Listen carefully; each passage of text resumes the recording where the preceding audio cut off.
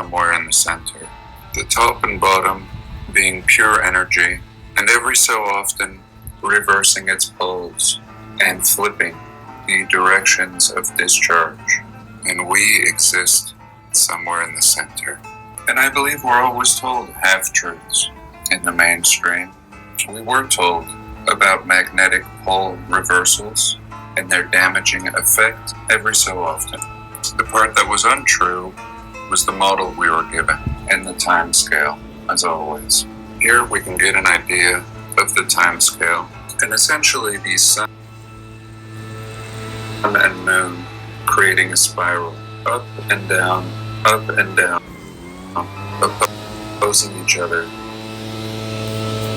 and typically finishing a spiraling cycle around the Christmas season, predictably the low point or the high, depending on your perspective, but the ending of the cycle. And if these poles or magnetic fields should shift, it will happen at this time. And this being the reason for all the clocks, sundial, timekeepers found all through our realm. The civilizations of the past understanding this well, depicting it in all their art, and keeping track of the shortening of the days. In a normal circumstance, the sun will reach a low point for 3 days around this merry time and season, and typically return, start moving back up again. And I believe this is the metaphorical idea of the religious death of the sun and its resurrection after 3 days. However, in a reset cycle, the sun will not continue its upward journey. It will actually disappear and continue moving away. And at this point, we have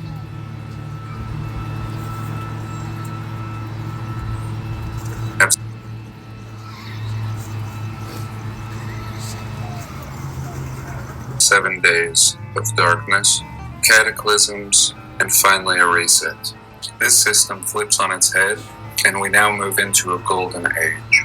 And in the golden age, there are no seasons, and it's always warm, and the sky is red. We move from a blue sky to a red sky. And I believe this is what the Native Americans, especially the Hopi, speak of, the blue and red star, and the different cycles. This cycle that we're in now, having very harsh seasons. Again, a half-truth, we would be in an ice age right now. When we look at a lot of this architecture and the ridiculous stories of building these works of wonder, often there's no mention of the winter and how in a cold area, 6 months are pretty much worthless outdoors. Personally, all my projects stop in the winter, and all activities seem to move indoors, with the exception of cutting wood and fighting to keep warm. And here, the predicting of these cycles is not cut and dry.